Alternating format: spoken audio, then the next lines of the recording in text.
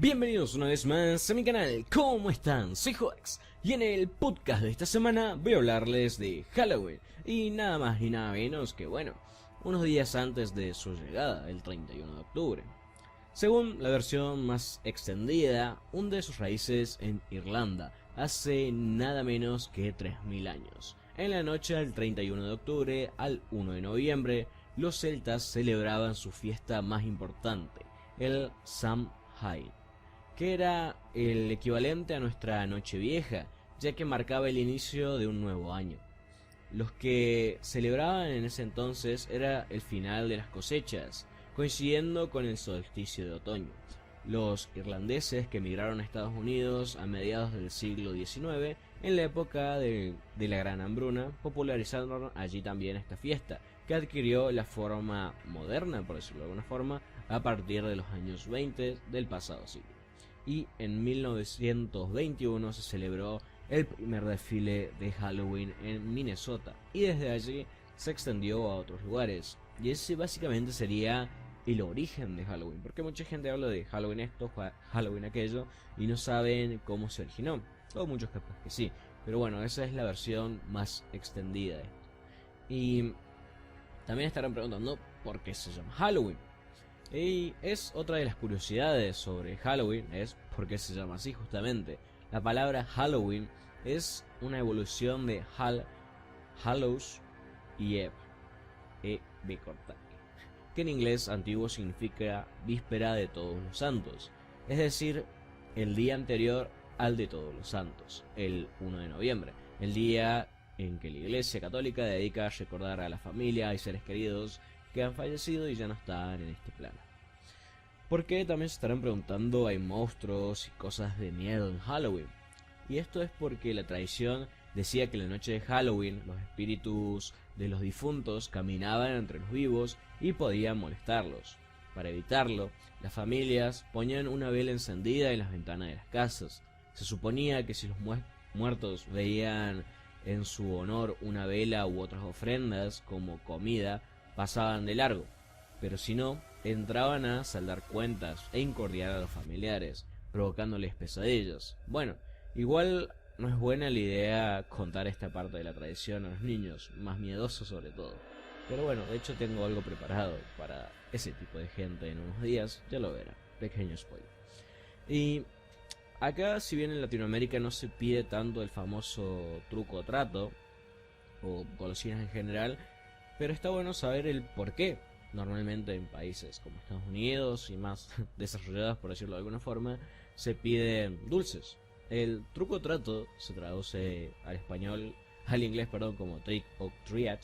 Disculpen mi inglés es pésimo, pero significa más bien travesura o trato.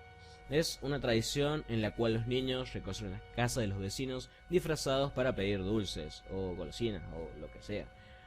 Y si no lo reciben estos dulces, harán una travesura. En España, por ejemplo, está la costumbre, no ha triunfado para nada. Posiblemente lo más parecido a la tradición es pedir el aguinaldo en Navidad. Y acá en Argentina creo que también, o sea, no se ve mucha gente que salga, bueno, ahora menos, ¿no? En época COVID, pero de normal no se veía mucha gente pidiendo dulces. Cuanto menos algunos niños, pero no es una tradición que ha llegado fuerte acá, ¿no? Y el origen es muy antiguo, está relacionado con los espíritus que se suponían que pedían cosas a los vivos, pero la costumbre se popularizó en Estados Unidos a partir de que una campaña de UNICEF de 1950, cuando muchos alumnos de una escuela de Filadelfia hicieron por primera vez una colecta de puerta en puerta para ayudar a los niños del mundo, entre comillas, ¿no? Porque probablemente terminaron comiéndose ellos las golosinas. También, se estarán preguntando, ¿por qué nos disfrazamos en Halloween? ¿Alguna vez te has preguntado por qué nos disfrazamos en Halloween o se disfrazan en otras partes del mundo? Y es otra de las curiosidades sobre Halloween. La respuesta es bastante sencilla, pues para asustar a los espíritus antes de que ellos te asusten a ti. Así que, ya sabes, elige bien tu disfraz terrorífico, porque no creo que asuste mucho una enfermera hot o un chico disco. Sí, los disfraces son muy raros a veces.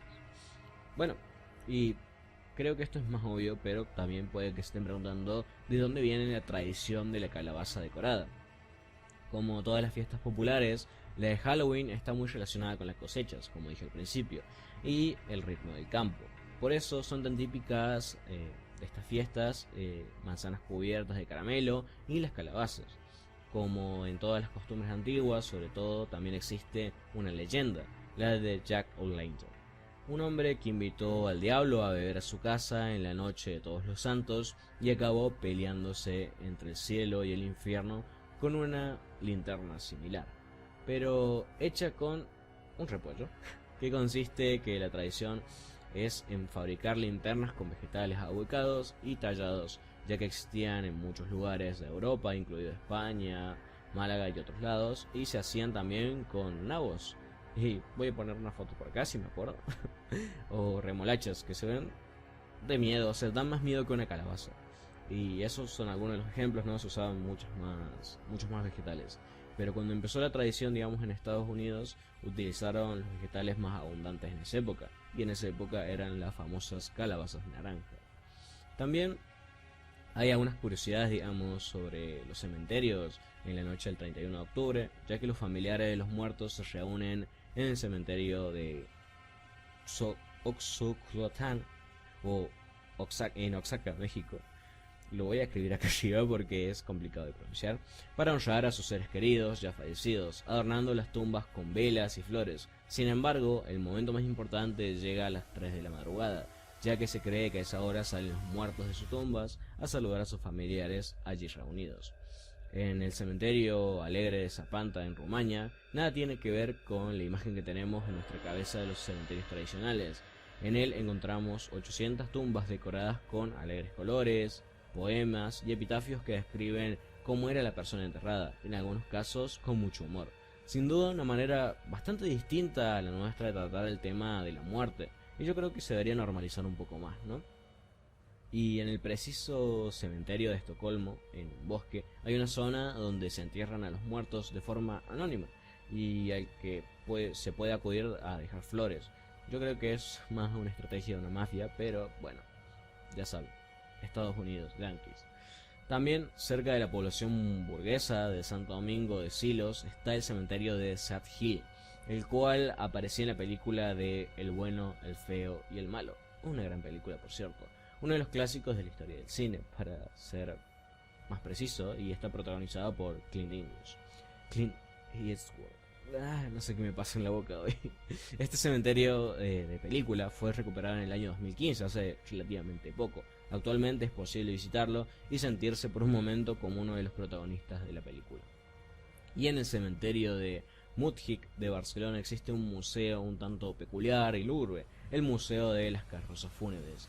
En dicho museo se puede ver una colección compuesta por 19 carrozas de los siglos XIX y XX, algunas de gran belleza que fueron utilizadas en los entierros de diferentes personalidades famosas o algo conocidas. Y ya llegando casi al final de este podcast, me gustaría preguntarles también cómo han pasado Halloween en anteriores años, si de más pequeños o siendo pequeños, si están escuchando este podcast salen a pedir dulces o salieron a pedir dulces.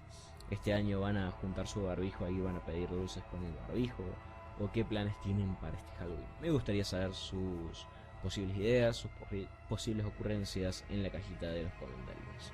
Como ya saben, así como de irme, también he de volver. ¡Chao!